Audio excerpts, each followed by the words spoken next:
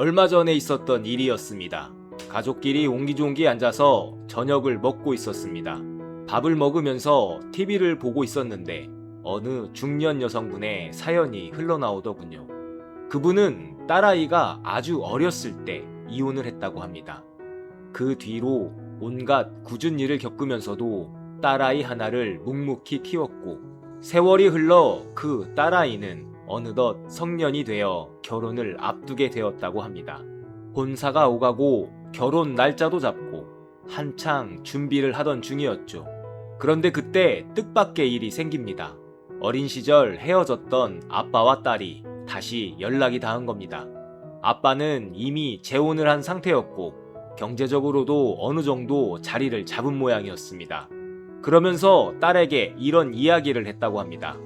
그동안 아빠 역할을 제대로 하지 못했으니 결혼할 때라도 도움이 되고 싶다. 그리고 집을 마련하거나 혼수를 준비하는 데 쓰라며 무려 2억 원 정도를 지원해주겠다고 했답니다. 여기까지만 들으면 어떻습니까? 그래도 뒤늦게나마 아버지 역할을 해보려나 하나보다 그렇게 생각할 수 있겠지요. 그런데 문제는 그 다음이었습니다. 아빠가 조건을 하나 내걸었다는 겁니다. 결혼식 날 혼주석에 자신과 지금의 아내, 그러니까 딸 아이의 새 어머니가 앉고 싶다는 것이었어요. 2억 원을 지원하는 대신 결혼식 날 부모의 자리에 자신들이 앉겠다는 것이죠. 자, 여기서부터 이야기가 복잡해집니다. 평생 혼자 딸을 키운 엄마 입장에서는 어떻겠습니까? 나는 이 아이를 키우느라 수십 년을 버텨왔는데 정작 딸의 결혼식 날에는 내가 부모의 자리에서 내려와야 하는 겁니다. 그런데 딸아이도 엄마에게 부탁을 했다고 해요. 엄마, 결혼식은 하루뿐이잖아. 나를 위해서 그날만 다른 자리에 앉아주면 안 될까? 여러분이라면 어떻게 하시겠습니까? 2억 원을 받고 혼주석을 양보하시겠습니까? 아니면 돈을 받지 않고 내가 지켜온 자리를 그대로 지키시겠습니까? 저는 그 사연을 보면서 참 어렵다는 생각이 들었습니다. 아빠 입장에서는 늦게라도 아버지 노릇을 해보고 싶을 수 있습니다. 딸 입장에서는 결혼을 앞두고 2억이라는 돈이 현실적으로 엄청난 도움이 될 수도 있고요. 하지만 엄마 입장에서는 이런 생각이 들 수 있겠지요. 그러면 내가 이 아이를 키우며 살아온 그 세월은 무엇이 되는 걸까? 그래서 저는 속으로 생각했습니다. 이건 누구 하나만 옳다고 하기도 어렵고 누구 하나만 잘못됐다고 하기도 어렵겠네. 아주 객관적인 사람처럼 말이죠. 그런데 바로 그때였습니다. 제 장난기가 발동했습니다. 옆에 앉아있던 큰 아들놈한테 물어봤습니다. 야, 너라면 저런 상황에 뭘 선택할래? 그랬더니 이놈은 고민도 안 합니다. 망설임도 없이 바로 그러더군요.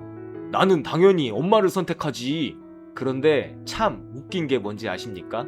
그 말을 듣는 순간 제가 서운한 겁니다. 조금 전까지만 해도 아빠 입장도 이해하고 엄마 입장도 이해하고 딸 입장도 이해한다던 사람이 말입니다. 갑자기 제 입에서 이런 말이 튀어나왔습니다. 야, 너는 그럼 그동안 아빠가 이 가정을 지키려고 고생한 건 안 보이냐? 그러자 큰아들이 저를 빤히 쳐다보며 그러더군요. 아니, 그럼 아빠는 내가 그 돈 몇 푼에 엄마를 버리길 바래요? 순간 아무 말도 못했습니다. 정말 머리를 망치로 한 대 얻어맞은 것 같았습니다. 생각해보니 그렇잖아요. 제가 정말 바랬던 게 그거였을까요? 돈 때문에 자기 엄마를 외면하는 아이가 되기를 제가 원했던 걸까요? 아닙니다. 오히려 그런 아이였다면 제가 더 속상했을 겁니다. 그런데 아들이 자기 엄마를 선택한다고 하니까 갑자기 제 마음속에서는 그래도 아빠가 살아온 세월은 알아줘야 하는 것 아니냐? 하는 마음이 올라왔던 겁니다. 조금 전까지만 해도 남의 사연을 보면서 그렇게 넓게 보던 사람이 내 이야기가 되는 순간 바로 제 자리부터 챙기고 있었던 것이죠. 참 사람 마음이라는 게 재밌습니다. 제가 먼저 질문을 던졌고 아들은 자기 생각을 솔직하게 말했을 뿐인데 그 대답이 마음에 들지 않는다고 제가 혼자 서운해하고 있었으니까요. 괜히 기분이 상해서 밖으로 나갔습니다. 담배 한 대를 피우면서 가만히 생각해 봤습니다. 나는 도대체 왜 서운했던 걸까? 아들이 잘못한 것도 없습니다. 오히려 돈 때문에 자기 엄마를 밀어내는 선택은 하지 않겠다고 말한 겁니다. 그런데 생각을 조금 더 해보니 이상하게 아들이 고맙더군요. 아, 그래도 우리가 아이를 잘 키웠구나. 자기 엄마가 그런 상황에 놓인다면 망설임 없이 엄마를 지켜주겠다고 말하는 아이. 다시 생각하니 그게 참 고마웠습니다. 그러면서 제 마음도 하나 보이기 시작했습니다. 남의 일일 때는 참 잘 보입니다. 이 사람 사정도 보이고 저 사람 사정도 보이고 둘 다 이해할 수 있지 라고 쉽게 말합니다. 그런데 그 일이 내 이야기가 되는 순간에는 달라집니다. 내가 서운하고 내가 억울하고 내가 인정받지 못한 것 같은 마음이 어느새 먼저 올라옵니다. 결국 저는 그 사연을 통해 남을 보고 있었던 것이 아니라 어느 순간 제 마음을 보고 있었던 것입니다. 그렇게 생각을 좀 정리하고 다시 집 안으로 들어갔습니다. 그런데 큰아들 놈이 제 마음을 눈치챘나 봅니다. 저를 보더니 그러더군요. 아니, 아빠는 왜 갑자기 일어나지도 않은 일을 얘기해서 기분을 상하고 그래요? 그러더니 한마디를 더 합니다. 아빠, 진짜 그렇게 하실 거예요? 또 할 말이 없어졌습니다. 가만히 생각해보니 맞는 말이었습니다. 아직 아무 일도 일어나지 않았습니다. 우리 집에 그런 일이 생긴 것도 아니고 아들이 실제로 저와 엄마 사이에서 누군가를 선택해야 하는 상황이 온 것도 아닙니다. 그런데 저는 스스로 마음속에 만약에 라는 상황 하나를 만들어 놓고 그 안에 들어가서 혼자 서운해하고 있었던 겁니다. 우리는 참 자주 그러는 것 같습니다. 만약에 이런 일이 생기면 어떡하지? 만약에 저 사람이 나를 떠나면 어떡하지? 만약에 일이 잘못되면 어떡하지?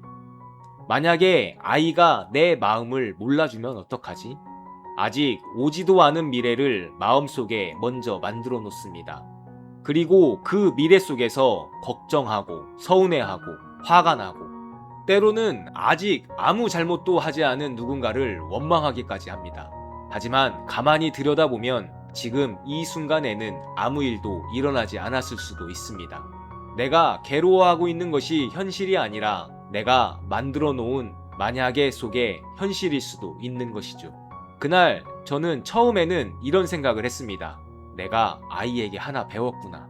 그런데 조금 더 생각해보니 그것도 꼭 맞는 말은 아니었습니다.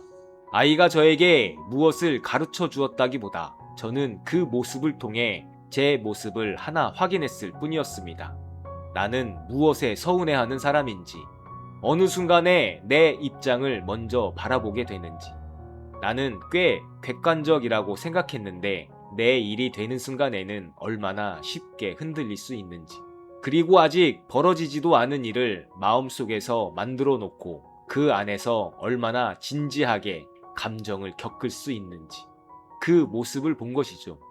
우리는 흔히 어른이 아이를 가르친다고 생각합니다. 부모가 자식을 가르치고 나이가 많은 사람이 어린 사람에게 무엇인가를 알려준다고 생각합니다. 하지만 살아보니 배움이라는 것이 꼭 그런 순서대로 찾아오는 것만은 아닌 것 같습니다. 3살짜리 아이를 통해서도 나를 볼 수 있고 고등학생 아이의 한마디를 통해서도 내가 미처 보지 못했던 마음을 발견할 수 있습니다. 성인이 된 자식뿐 아니라 배우자도 친구도 나를 불편하게 만드는 사람도 때로는 스쳐 지나가는 낯선 사람조차 나를 비추는 거울이 될 수 있습니다. 중요한 것은 그 사람의 나이가 아닐 겁니다. 그 사람이 나보다 많이 알고 있는가도 아닐 겁니다. 결국 내가 어떤 마음의 모양으로 그 관계를 바라보고 있느냐가 더 중요한 것이겠지요. 내가 나를 바라볼 준비가 되어 있다면 나를 화나게 하는 관계에서도 나를 볼 수 있고 나를 서운하게 하는 관계에서도 나를 볼 수 있고 아이의 아무렇지 않은 한마디에서도 내가 알지 못했던 내 모습을 발견할 수 있습니다. 그렇게 생각해보면 삶에서 만나는 모든 관계가 꼭 누군가를 가르치기 위해 존재하는 것은 아닐지도 모릅니다. 그저 서로를 비추면서 내가 어떤 사람인지, 내 마음이 어떤 모양을 하고 있는지, 하나씩 확인하게 해주는 것인지도 모르겠습니다. 그리고 저는 그 과정 자체가 삶의 배움이 아닐까 생각합니다. 삶은 어쩌면 거창한 정답을 먼저 알아내는 일이 아니라 직접 살아내면서 사람을 만나고 웃기도 하고 서운하기도 하고 때로는 실수도 하고 다시 돌아보면서 그 안에서 나를 하나씩 알아가는 과정인지도 모릅니다. 그날 저도 아들을 가르친 것이 아니었습니다. 그 아이가 저를 가르쳤다고 말하기에도 조금 다릅니다. 그저 그 아이를 통해 제가 미처 보지 못했던 제 마음의 모양 하나를 보았습니다. 그리고 하나를 더 알게 되었습니다.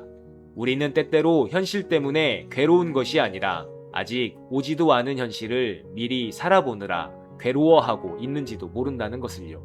그러니 가끔은 만약에 속에 내일보다 지금 내 앞에 놓여있는 오늘을 바라봐도 좋지 않을까요? 지금 내 앞에 있는 사람을 보고 지금 내 마음에 올라오는 감정을 바라보고 그 마음이 나에게 무엇을 보여주고 있는지 살펴보는 것. 그렇게 하루하루 살아내며 조금씩 나를 알아가는 것. 어쩌면 그렇게 각자가 살아내는 삶 그 자체가 각자에게 주어진 하나의 진리이고 그 안에서 만나는 깨달음인지도 모르겠습니다. 우리의 삶이 모두 다른 모양을 하고 있듯 그 삶을 통해 바라보게 되는 깨달음의 모습 또한 모두 다를 테니까요. 우경, 삶을 비추는 작은 지혜였습니다. 감사합니다.